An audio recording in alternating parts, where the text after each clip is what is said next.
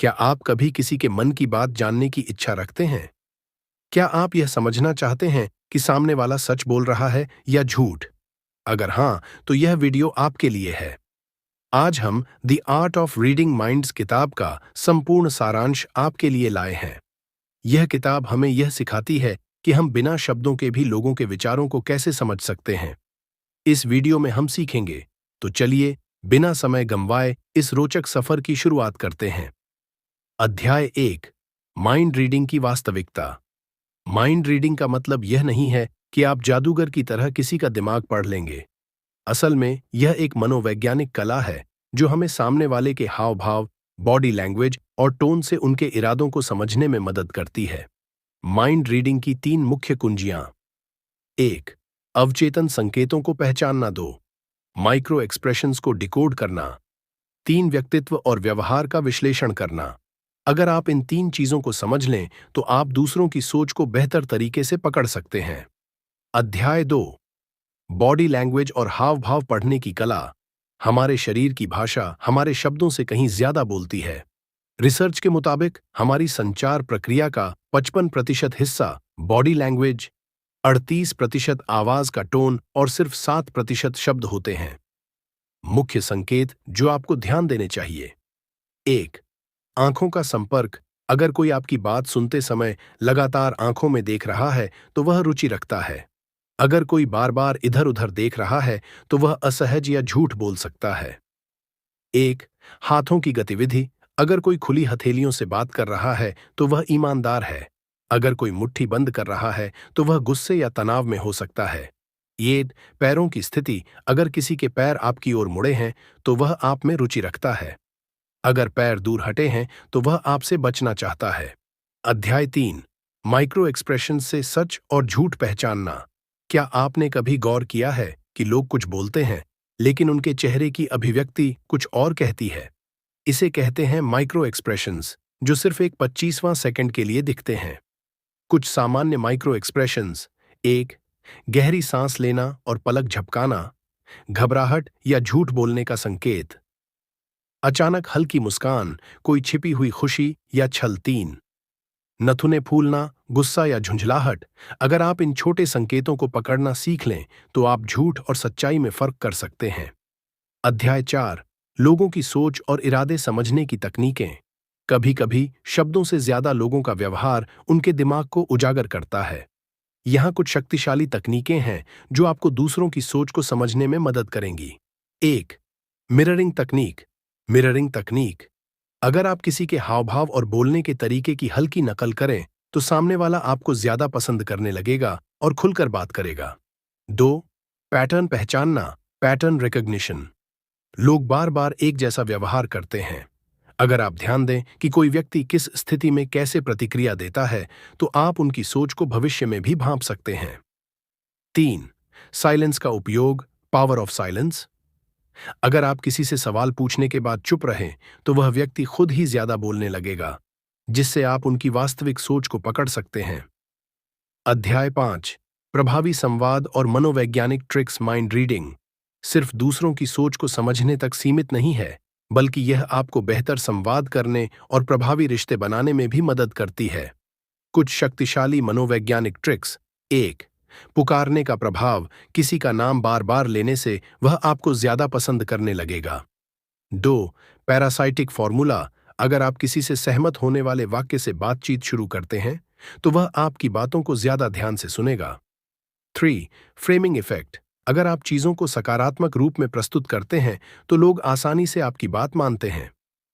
अध्याय 6, सामाजिक स्थितियों में माइंड रीडिंग का उपयोग। हम हर दिन लोगों से मिलते हैं, घर में, ऑफिस में, दोस्तों के साथ या अनजान लोगों के साथ। अगर हम दूसरों की सोच और इरादों को समझ लें तो हम अपने संबंधों को और भी बेहतर बना सकते हैं। 1, इंटरव्यू और पेशेवर जीवन में माइंड रीडिंग। साक्षात्कार, इंटरव्यू। अगर आप इंटरव्यू दे रहे हैं तो सामने वाले के हाव भाव को ध्यान से देखें। अगर वे सिर हिला रहे हैं या झुककर सुन रहे हैं तो वे आपकी बातों में रुचि ले रहे हैं। अगर वे अपनी कुर्सी से पीछे हट रहे हैं या आंखें टाल रहे हैं तो वे आपके उत्तरों से प्रभावित नहीं हो रहे हैं। नेतृत्व और टीम मैनेजमेंट। एक अच्छा लीडर वही होता है जो अपनी टीम के इरादों को समझ सके। अगर कोई कर्मचारी बार बार टेबल पर उंगलियां थपथपा रहा है, तो इसका मतलब है कि वह बेचैन या असहज महसूस कर रहा है। अगर कोई व्यक्ति आपको लगातार घड़ी की ओर देख रहा है, तो इसका मतलब है कि वह बातचीत खत्म करना चाहता है। 2. रिश्तों में माइंड रीडिंग का महत्व। डेटिंग और रिलेशनशिप में अगर आपका पार्टनर बात करते समय आपके करीब झुकता है, तो इसका मतलब है कि वह आप में रुचि ले रहा है। अगर वह दूरी बनाए रखता है और जवाब छोटे छोटे दे रहा है, तो शायद वह बातचीत में दिलचस्पी नहीं रखता। झगड़ों को कम करने के लिए माइंड रीडिंग। गुस्से के दौरान लोग बिना कुछ कहे भी बहुत कुछ बता देते हैं। अगर कोई गुस्से में है और उसकी मुट्ठियां बंधी हुई हैं, तो उसे शांत होने का समय दें। अगर कोई व्यक्ति झगड़े के दौरान अपनी बाहें सीने पर बांध लेता है, तो इसका मतलब है कि वह रक्षात्मक मुद्रा में आ गया है और अब बातचीत प्रभावी नहीं होगी। अध्याय 7। माइंड रीडिंग को एक सुपर पावर कैसे बनाएं। माइंड रीडिंग कोई जादू नहीं, बल्कि लगातार अभ्यास और अवलोकन से सीखी जा सकती है। यहाँ कुछ तरीके दिए गए हैं जिनसे आप अपनी माइंड रीडिंग स्किल को मजबूत कर सकते हैं। 1. अवलोकन ऑब्जर्वेशन का अभ्यास करें। जब भी किसी से मिलें, उनकी बॉडी लैंग्वेज, टोन और हावभाव को नोटिस करें। क्या वे बेचैन लग रहे हैं? क्या वे आत्मविश्वास से बोल रहे हैं?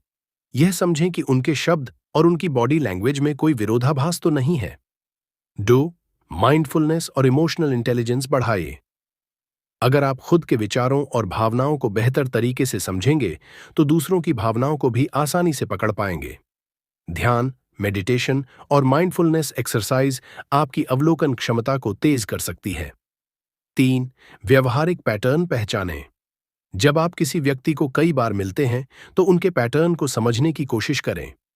उदाहरण के लिए, अगर आपका दोस्त तनाव में होते ही अपने बालों में हाथ फेरने लगता है, तो अगली बार जब वह ऐसा करे, तो आप समझ जाएंगे कि वह किसी परेशानी में है। अध्याय 8। झूठ पकड़ने की कला काम आ सकती है। लोग अक्सर हाव भाव और शब्दों के बीच विरोधाभास करते हैं, जिससे उनकी असलियत सामने आ जाती है। झूठ पकड़ने के कुछ संकेत। 1. आंखों की हलचल, बोलने की गति में बदलाव, 3 हाथों की हरकतें। अध्याय 9। माइंड रीडिंग को एक नैतिक शक्ति की तरह इस्तेमाल करें। माइंड रीडिंग का उपयोग हमेशा सकारात्मक तरीके से करना चाहिए।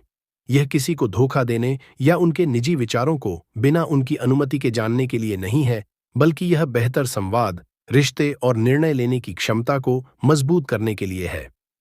इस कला का सही उपयोग करें, लोगों की भावनाओं को बेहतर तरीके से समझें, किसी की परेशानी को जल्दी पहचानें और उनकी मदद करें।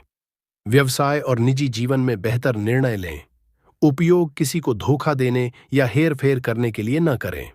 अब तक हमने माइंड रीडिंग की हर महत्वपूर्ण तकनीक को समझा। अब सवाल यह है कि आप इसे अपने जीवन में कैसे लागू कर सकते हैं। Final tips. हर दिन लोगों के हाव भाव और बॉडी लैंग्वेज को नोटिस करें। माइक्रो एक्सप्रेशंस पर ध्यान दें और झूठ पहचानने की कला सीखें। बेहतर संवाद करने और दूसरों की भावनाओं को समझने की कोशिश करें। इस कला का उपयोग नैतिक और सकारात्मक उद्देश्यों के लिए करें। अगर आप इन चीजों को अपनी आदत बना लें, तो आप न सिर्फ एक बेहतर माइंड रीडर बनेंगे, बल्कि एक बेहतरीन संचारक और रिश्तों को मजबूत करने वाले इंसान भी बनेंगे। अगर आपको यह वीडियो पसंद आया, तो इसे लाइक करें, शेयर करें और हमारे चैनल को सब्सक्राइब करना न भूलें। आपको इनमें से कौन सी तकनीक सबसे ज्यादा रोचक लगी? हमें कमेंट में जरूर बताइए। फिर मिलेंगे एक नए वीडियो में। तब तक के लिए मन की गहराई को समझिए और जिंदगी में आगे बढ़िए।